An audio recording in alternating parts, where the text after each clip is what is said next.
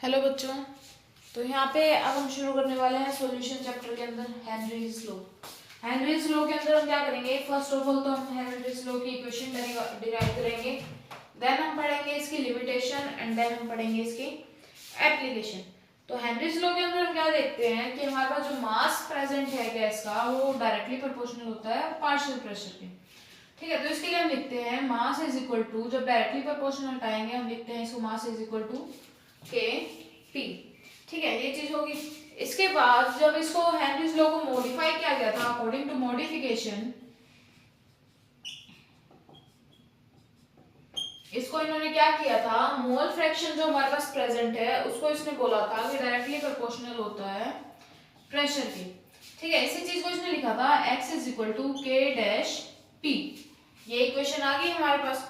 के dash P आने के बाद हम इसको लिख सकते हैं p इज इक्वल टू, अगर हम इसको नीचे ले जाते हैं p is equal to 1 by K dash x। Same equation को हमने लिखा p is equal to K H x, जो हमारे पास 1 बाय के डैश प्रेजेंट था उसको हमने डायरेक्ट लिख दिया के एच। ठीक है, जिसको हम बोलते हैं यहाँ पे हेनरी इक्वेशन। क्या बोलते हैं इसको, हेनरी इक्वेशन। ठीक है, डेरिवेशन में सिर्फ इतना था। इसके बाद हम बात करते हैं इसकी लिमिटेशन की। लिमिटेशन क्या होती है इसकी, लिमिटेशन ये सिर्फ जब भी एप्लीकेबल होता है जब हमारे पास प्रेशर लो हो और टेम्परेचर हाई हो। दूसरी लिमिटेशन की अगर हम बात करते हैं तो ये एप्लीकेबल नहीं होता हमारे पास in the case of association और डिसोसिएशन। कोई चीज जब एसोसिएट हो रही है या फिर डिसोसिएट हो रही है तो ये वहां पे क्या करेगा, एप्लीकेबल नहीं होगा।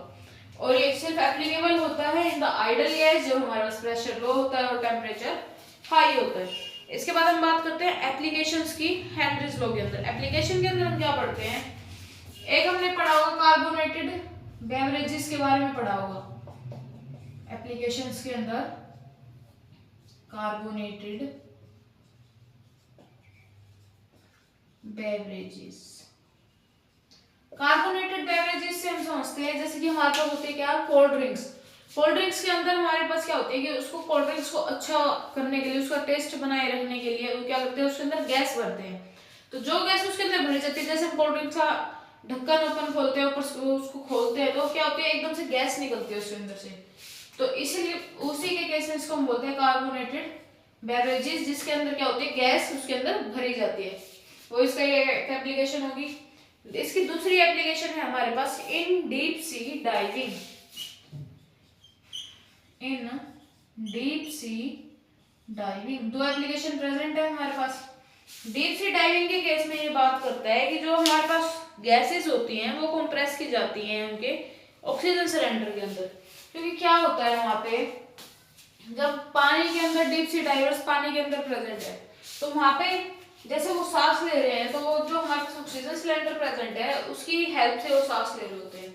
ठीक है, तो जो जब तक उनकी वो सांस चल रही है ऑक्सीजन सिलेंडर के थ्रू जब तक चल रही है, लेकिन जब वो पानी से बाहर निकलते हैं एकदम से उनका एनवायरनमेंट चेंज होता है। तो जब वो सांस लेंगे तो पॉसिबिलिटी होती है कि जो उसके अंदर वो सांस ले रहे हैं वो अंदर उसकी क्लोटिंग कर ले, ब्लड की क्लोटिंग हो जाए।